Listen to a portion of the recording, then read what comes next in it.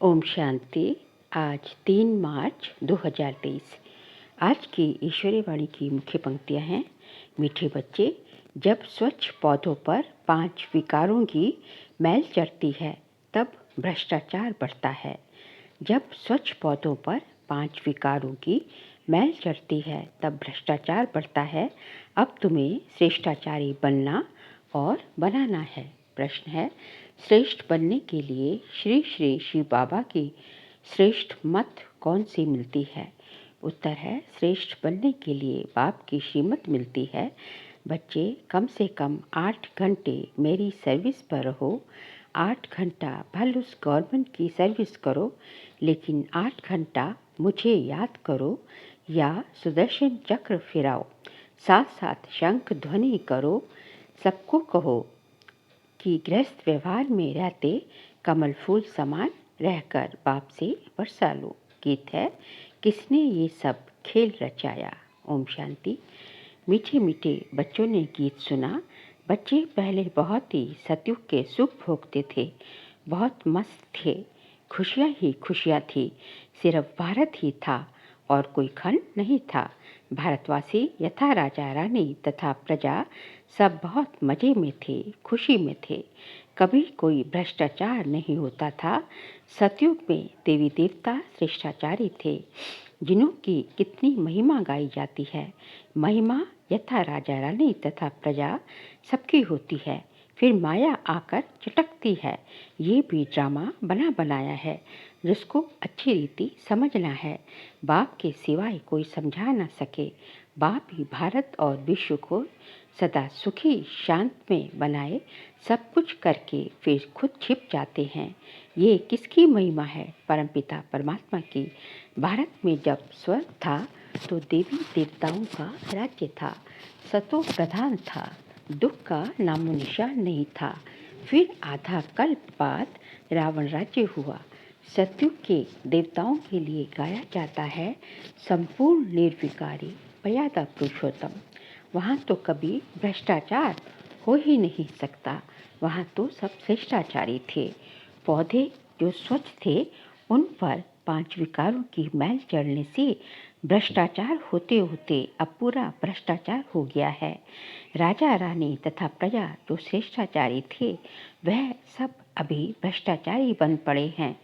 गाते भी हैं, मुझ निर्गुण हारे में कोई गुण नहीं, आप ही रहम करो ओ गॉड फादर। रहम मांगते हैं, देवी देवताओं के आगे जाकर कहते हैं, हमको ऐसा बनाओ। ड्रामा को तो जानते नहीं कि वह फिर ऐसा कब बनेंगे। तो तुम श्रेष्ठाचारी थे, भ्रष्टाचार का नाम नहीं था। इस समय सभी मनुष्य भ्रष्ट बन पड़े हैं। यथा राजा रानी तथा प्रजा अब भ्रष्टाचारी से श्रेष्ठाचारी कैसे बन सकते हैं, ये कोई नहीं जानते। ये है ही पतित दुनिया, भ्रष्टाचार होना ही है। अब बाबा कहते हैं, जो कुछ समझो वह फिर औरों को समझाओ। बाप की महिमा गाते हैं, अपने आप सब कुछ करके अपने आप छिपाया। निराकार भगवान को आना जरूर पड़ता है। शिव जयंती मनाते हैं, कैसे आते हैं अभी तुम बच्चे जानते हो। शिव है पतित पावन, उनको आना ही तब है जब सारी सृष्टि पतित बन जाती है। उसको आकर पावन बनाना है, 2-4 को तो पावन नहीं बनाएंगे ना।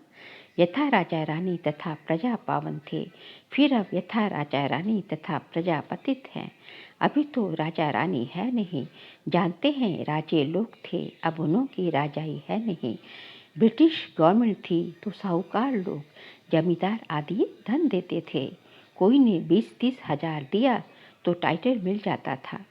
बाबा अनुभवी है ना, शिव बाबा ने भी अनुभवी रथ लिया है।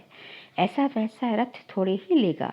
बड़े बड़े राजाएं होते हैं तो ये घोड़े बहुत फर्स्ट क्लास रखते हैं।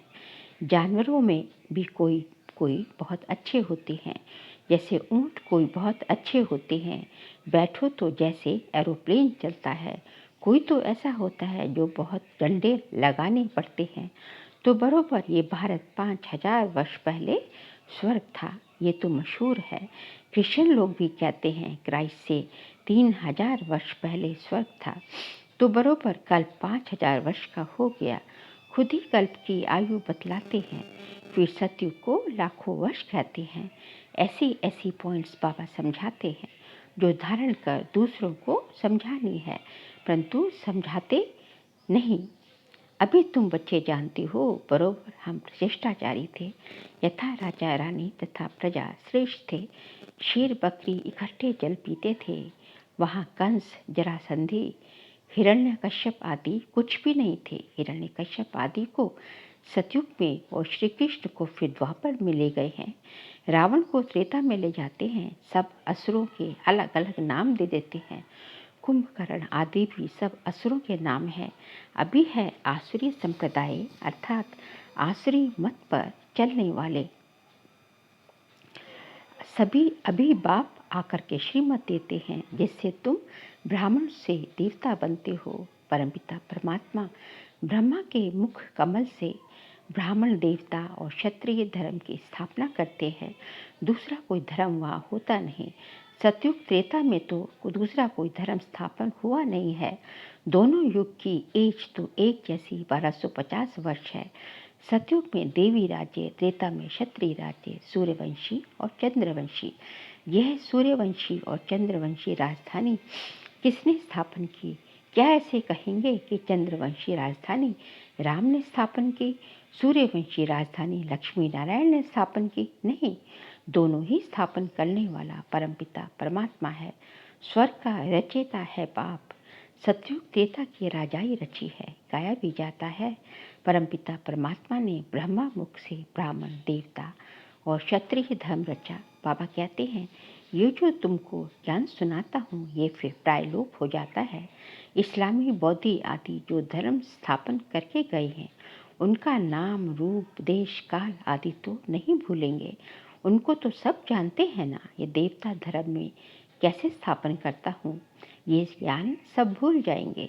द्वापर में फिर कितने धर्म स्थापन हो जाते हैं। एक ही इस्लामी बौद्धी धर्म में ये सैकड़ों हो गए। आपस में कितना लड़ते हैं अभी तुम जानते हो। बाबा कैसे सब कुछ करके अपने आप को छुपा लेते हैं। स्वर्ग में जो देवी देवताएं थे उनको फिर माया आकर चटकती है, पूरे बेगुण बन जाते हैं। गाते भी हैं, मुझ निर्गुण हारे में कोई गुण नहीं। तभी तो गुणगान देवताओं की पूजा करते हैं। बड़े बड़े राजाओं के पास अंदर महलों में मंदिर रहते हैं, पूजा करते हैं। ऐसा कोई राजा नहीं होगा जिसके पास मंदिर ना हो। अब बच्चे जानते हैं शिव बाबा की श्रीमत पर चलना है, कदम कदम पर श्रीमत लेनी है, तभी 100 देवी देवता बनेंगे। परंतु तभी 100 देवी देवता बनेंगे, परंतु श्रीमत पर भी चलते नहीं। बाबा कहते हैं, कोई भी बात में कुछ मूंझो तो चिट्ठी लिख कर पूछो, बाबा को याद करो। माया ऐसी है जो स्वर्ग स्थापन करने वाले परमपिता परमात्मा को याद करने नहीं देती। बाबा जानते हैं तूफान बहुत आएंगे, परंतु चिट्ठी लिख पूछना चाहिए। इस हालत में क्या करें? बच्चे की शादी है, इस हालत में क्या करें? कोई मरा है, क्या करे? मत लेनी चाहिए। श्रेष्ठ बनना है तो श्रीमत पर चलना है। श्री कृष्ण की मत तो हो न सके। श्री कृष्ण पतित दुनिया में कैसे आ सकता है? श्री कृष्ण की आत्मा खुद अंतिम जन्म में राजयोग सीख रही है। सिर्फ श्री कृष्ण की आत्मा है क्या? जो भी देवी देवता घराने वाले हैं वह ब्राह्मण बने हैं। कदम कदम श्रीमत पर चलना है। बाबा कहते हैं, जितना हो सके बाप को याद करते रहो। तुम्हारे पापों का बोझा बहुत है। भल कोई गवर्नमेंट सर्विस में है, 8 घंटे गवर्नमेंट की नौकरी है, बाकी जो समय है उसमें याद करो। कम से कम 8 घंटा तुम मेरी सर्विस करो, बाप को याद करो। सुदर्शन चक्र फिराओ, शंख ध्वनि करो। कौन सी सबको कहो, गृहस्थ व्यवहार में रहते कमल फूल समान रह करके बाप से वर्षा लो।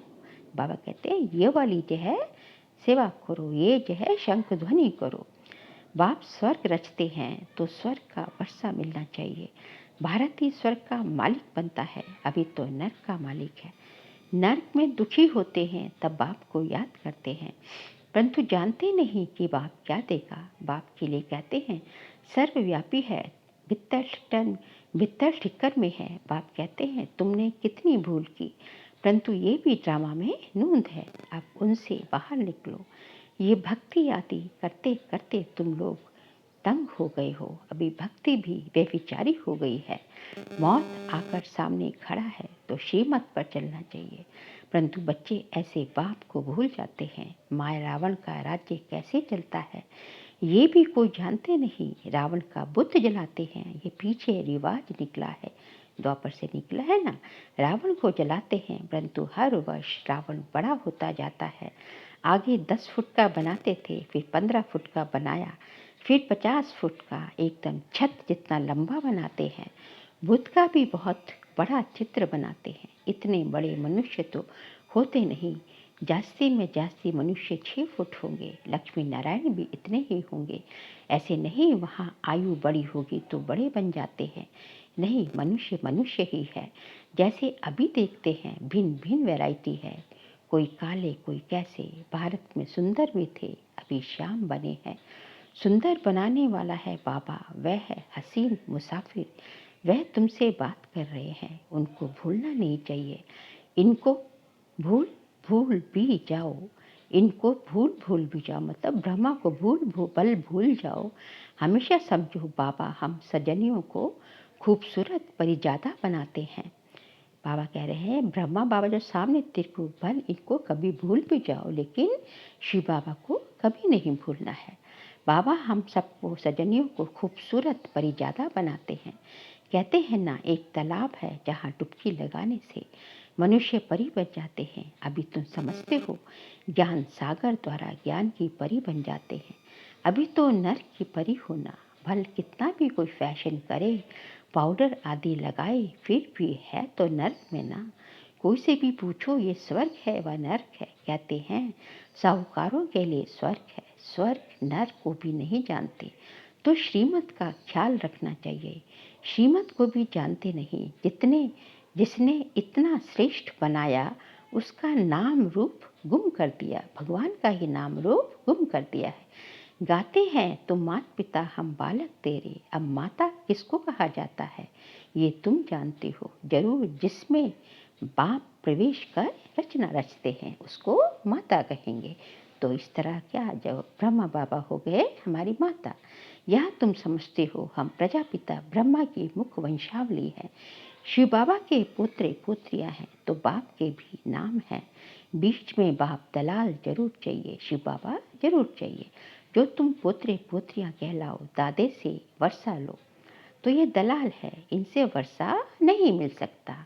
ब्रह्मा से वर्षा नहीं मिलता, शिव बाबा का वर्षा थ्रू ब्रह्मा मिलता है। इनको भी वर्षा शिव बाबा से लेना है, शिव बाबा की मत पर चलना है। तुम्हें ब्रह्मा के द्वारा शिव बाबा से वर्षा मिलता है, परंतु बाबा कहते हैं तुम इनको भी भूल जाओ।